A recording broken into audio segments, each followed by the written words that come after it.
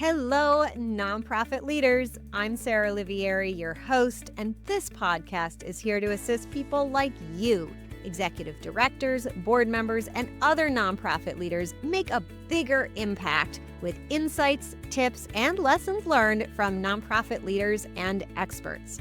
Having been an executive director, a board member, and now a consultant and coach, I truly understand the challenges you face. And that's why I'm here.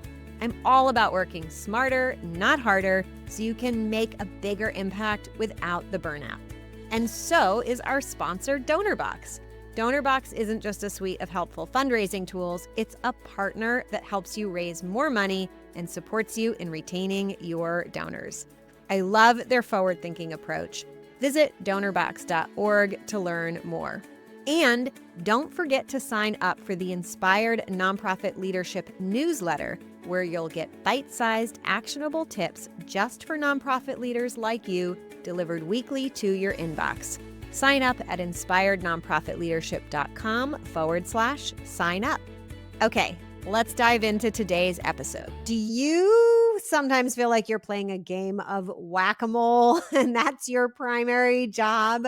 Well, if that feels like you, stay tuned. I have a few tips for you. The number one thing I hear from executive directors and nonprofit CEOs isn't that there's a particular thing that they can't do or they can't learn. It's literally the whack-a-mole problem, as I call it, the problem of how do they get everything taken care of. And so often we think this problem exists because, well, maybe as nonprofits, we just don't know as much about business, but that is not true. Now, Joan Gary likes to say nonprofits are messy, but I believe that the messiness that so many of us have experienced is a symptom of the fact that nonprofits are actually more complex than for-profits. And let me tell you how. And I could give you a whole day training on this, but in a nutshell, basically, here's what's happening. Nonprofits have twice as much business to run. So a for-profit basically is making money pie, right? That's what I like to call it. They're making money pie. That's a type of business. And it's a simple kind of business in that what you make has value and you give it that value to people who have money to give you in exchange for it. Nonprofits have to make mission pie, right? Which is fulfilling, making the impact that their mission promises. And that doesn't necessarily have a one-to-one correlation with money. The value that they're putting out into the world doesn't equal money that they're getting back. So they also then have to make money pie because all businesses need money to run and nonprofits are no different. But the work of making money pie is like a whole separate business. So now, most nonprofits have this situation, not all of them, where they are making both money pie and mission pie. So even the most simplest nonprofit is twice as complex in that regard as their corresponding for-profit. At the same time, nonprofits are dealing with more people per dollar, I like to say. So a small new business probably has a leader and maybe a few employees or a few contractors.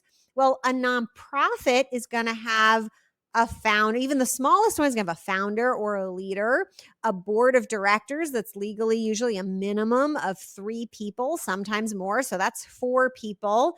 And you're probably also going to have volunteers. And so that's maybe another 5, 20 people or more involved.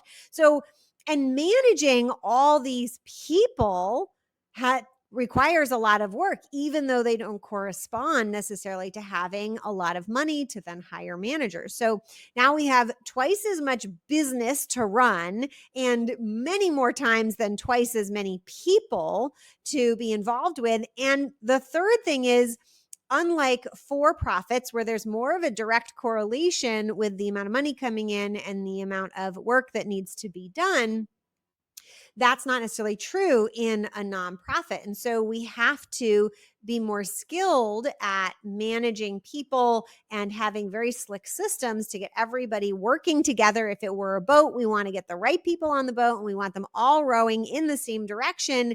And we don't have as much money to do that as for-profits do per person.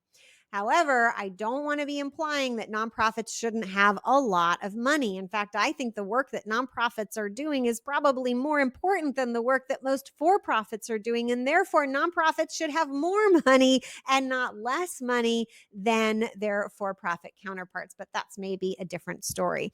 And it is all this complexity that leaves nonprofit leaders scratching their heads, wondering what to do, because even if they become business experts, for-profit business experts, or let's say they were for-profit business experts and they find themselves running a nonprofit, those folks struggle because you need more advanced complexity skills, if you will, in order to run a nonprofit well. That's my explanation for you. If you want to know all my tips about all the skills involved and really understand this beast of running a nonprofit and how to leverage ways of dealing with complexity that actually invoke a lot of principles of simplicity, then come to my training that I'm giving. It's by invitation only, though. So you have to go to pivotground.com/apply, and you can apply to that training, and I will send you an invitation to the next live training. So apply, and I will see you soon. You've been listening to Inspired Nonprofit Leadership. Thanks so much for tuning in. Be sure to subscribe so you don't miss a single episode or the bonus episodes. And while you're at it, please leave a rating and review, and be sure to share with your friends and colleagues. Tune in every week for more useful insights and wisdom on nonprofit leadership. Thanks so much for all you do for the communities you serve. Until next time, all the best.